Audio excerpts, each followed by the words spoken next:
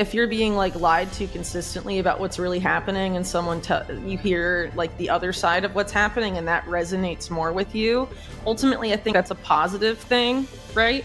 Because if we don't know what's actually going on, we can't fix the problem. And you could argue that like a lot of the lies and deception is to keep people from fixing the problem by thinking the problems are all other things. But it is depressing to have to confront that disconnect between what you thought was going on and what's actually going on. But ultimately, you have to remember too that the reason so much effort and money is poured into deceiving us, it's because we have the power to change it. We are lied to by everyone, our governments, big tech, intelligence agencies, the media, social media platforms, and every other source of information we once thought credible. This is the dire 2024 warning from Whitney Webb, a popular investigative journalist and writer who is relentless about exposing these lies. In a recent interview with Natalie Brunell, Whitney peels off the many masks of deception and gives a chilling warning. Things are about to get really, really crazy. According to the accomplished writer and journalist, the global elites know that more of their lies are being exposed, so they will double their efforts and other resources used to keep the masses distracted and subjugated. During the conversation with Natalie, Whitney exposes a grand plot to take absolute control of all aspects of our daily lives through the internet. Whitney explains that the first phase of the plot, to get us heavily dependent on the internet, has succeeded with a considerable number of the global population. The next phase is to get the internet under control using artificial intelligence. She warns that by 2025, artificial intelligence will produce more than 90% of online content, shaping reality for the global population however it wishes. Whitney also makes a ground-shaking reveal about the cryptocurrency industry, specifically about FTX, US regulators, and a plot to make a central bank digital currency, which ironically will not be controlled by the central bank. Ultimately, you have to remember too that the reason so much effort and money is poured into deceiving us, it's because we have the power to change it. And a lot of it just comes down to completely like non-violent things people can do, like divesting from certain companies. Specifically, lately I've been talking a lot about divesting from big tech as much as possible, just because of like where a lot of those big tech billionaires and the national security state they're completely fused with at this point are taking us. A lot of what they are trying to do is entirely predicated on us remaining dependent specifically on their technology, when there's a lot of open source alternatives and like other like tech companies or developers that could be supported to develop alternative infrastructure. Like, we don't need their tools, and those tools can be made differently, as an example, right? So I know people sort of like can feel black-pilled, I guess, when being confronted with this information. But ultimately, I think part of the reason things have gotten to the point they are now is that for so long, so many people didn't want to have to confront that disconnect between the reality we're told and what reality like actually is, like what's actually happening. Just because, people have been so willing to like outsource stuff to the government or the private sector or whatever, and not really follow up on it and just assume it's working the way it should. That there a lot of malfeasance and corruption has been allowed to entrench itself and grow, and that obviously has to be confronted at some point, or it will just keep growing until it completely takes over and destroys everything. And we obviously can't have that happen. So you have to identify the problem to fix the problem, and you have to realistically assess not just what the problem is, but what you can do about it. There's a lot of people, psychologists specifically, that work for, the public relations industry or propaganda arms of governments, for example, or intelligence agencies, that have studied very closely how to manipulate human behavior with technology. And I think when you consider that like a lot of social media companies have their origins with intelligence, or if they didn't at the beginning, they certainly do now. And how they know that, the like news feeds on social media can be used to manipulate people's emotions, or manipulate how people perceive events and reality. They leverage that. And to think they don't leverage that, I think would be really naive. So as an example, one that's like sort of well-known and easy to find if you search for it online, is Facebook attempting to study how to manipulate people's emotions to make them feel like more negatively, like intentionally make them more depressed by bombarding them with like largely negative news on their news feed, right? And so, we can assume that they do that with all sorts of things and specific events. And when you consider the fact that we know now, and we've known for some time, quite frankly, that a lot of these companies, for example, selectively censor things, they're trying to cultivate the public's perception of events and reality and all sorts of different things. And so social media is a big tool for that. And then also, the whole like dopamine stuff with like attention span impacts that social media and like stuff like TikTok and all of that is having on people.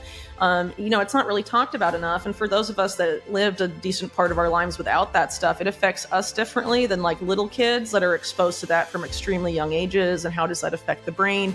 How does it affect socialization when all of that is still like developing? I think a lot of that has had like mostly negative impacts, and a lot of it doesn't get talked about. It gets normalized. And, there's we could do probably a whole podcast just discussing like all the different impacts that has on people and the type of impact it's had on different generations. Another big problem, though, that does come up a lot in my work is the role of like how that data produced by all of this is harvested by intelligence agencies and then fed into AI, tied up with like this blob of Silicon Valley national security stuff, because they really are fused. I mean, they're the private contractors for the intelligence agencies, and there's a lot of overlap at this point. At the moment, quite a number of moves are being made to regulate social media platforms and presumably make them safer, especially for children. An example is the UK's Online Safety Act. According to Whitney, this and similar legislation that seeks to mandate linking verified IDs to social media platforms are shams carefully designed to disarm the population until every aspect of our lives can be easily monitored and surveilled. During the interview, Whitney makes another huge reveal about FTX, specifically how the exchange was and continues to be a huge industry plant.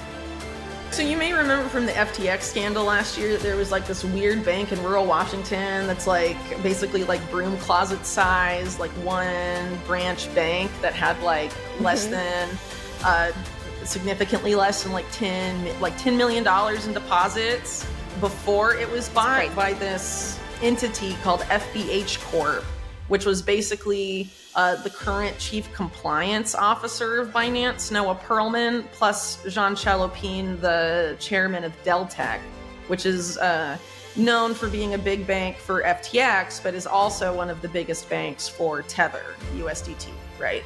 And these guys, and there were a couple other people there. There's another Deltec guy and another guy I can't quite remember, but they're the ones that bought Farmington from this other guy named Archie Chan.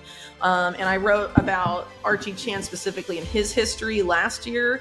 But basically Farmington got, after it was bought by Chalopin and these guys, started to undergo this transition from being this rural community bank, one of the smallest banks in the country, to trying to become part of the Federal Reserve System, changing their name to Moonstone, trying to become the bank of the future, and being involved specifically in like the cryptocurrency space and also like in marijuana, legal marijuana, and like just a huge transformation was underway there. Noah Perlman, who I mentioned earlier, was like on the board of Moonstone. Also, Chalopin, obviously very involved, as was his son, Javier Chalopin, who was chief digital officer of Moonstone. And pretty much around the same time, very small, like a couple days difference, I think, Alameda Research poured like 11.5 million into this bank, which was like at the time twice what they were, the whole bank was worth. And then they swell in like less than a year from 10 million in deposits to like 84 million, and like 74 million of that was just from 4 accounts. And 50 million of that was one account tied to Sam Bankman-Fried that was titled FTX Digital Markets. So you have Sean Jalopin, Deltec, and you have SBF and FTX, and Deltec and FTX are obviously connected. And they're basically using this, trying to use this tiny bank for something. And based on just what is documentable, there's no way this bank should have been approved by the Fed. It should never have been made part of the Fed system. And the Federal Reserve System refuses to explain still how they approved it and why. And there's also the same sort of like, no comment, nothing to see here, even though, like, yes, local reporter, you bring up good points. They were irrelevant to us at the time or something from like Washington financial regulators. FTX collapses and all this scrutiny obviously gets placed on this tiny bank, even from mainstream media and also from congressmen. Like, it was obviously like something was going on there, and it was very obvious to see. And then the Fed has since like issued like enforcement actions against Farmington and like forced it to close down. And so it doesn't exist anymore. Yeah, but they had big plans for it before FTX unraveled. And that's essentially what this piece is about. It's about the partnership they made right before all of the FTX started to go to crap and just like explode, you know? And is basically around this company called Fluent Finance that had partnered with Moonstone, and Fluent Finance was specifically looking to, through partnering with Moonstone, spur mass adoption of a US dollar pig stablecoin called US Plus that was basically marketing itself without saying it by name, but naming Tether basically like a trustworthy Tether. So why are, Deltec and FTX very tied up with Tether, including well before FTX went under. Just like a very known relationship there. Why are they using this other entity that they're hiding behind, essentially, to get involved with this new dollar peg stablecoin? According to Whitney, Fluent Finance, the issuer of the US Plus CBDC, was co-founded by Bradley Allgood, Oliver Gale, and Jamie Plata. As expected, all three have some very deep connections with regulators, big commercial banks, and investors, and quite a number of international organizations, including NATO. Whitney warns that the US Plus CBDC will someday become the de facto digital currency of the United States. It won't be controlled by Jerome Powell or any US government agency, but by big commercial banks like JP Morgan. In her words, the US is going to get the same digital currency garbage that's being issued in other countries, but it wouldn't be controlled by the Fed. It will be controlled by banking industry custodians like Jamie Dimon. A simple Google search will reveal just how huge this is. According to a Yahoo Finance article from 2022, US Plus is a federated, regulator-forward stablecoin. Those are the exact words, federated and regulator-forward. The article further notes that Fluent has already entered into numerous partnerships with US-based banks to integrate US Plus into their core banking systems. Fluent has also created a federation of banks that will mint and redeem US Plus. There is definitely a lot more to this, as Whitney explains, and we will probably not have the full information until it is much too late. What are your thoughts on Whitney's interview? Do you believe there is much more to all these than we are being told? Like and subscribe to bring good luck and blessings for your financial future and get this crypto bull run going.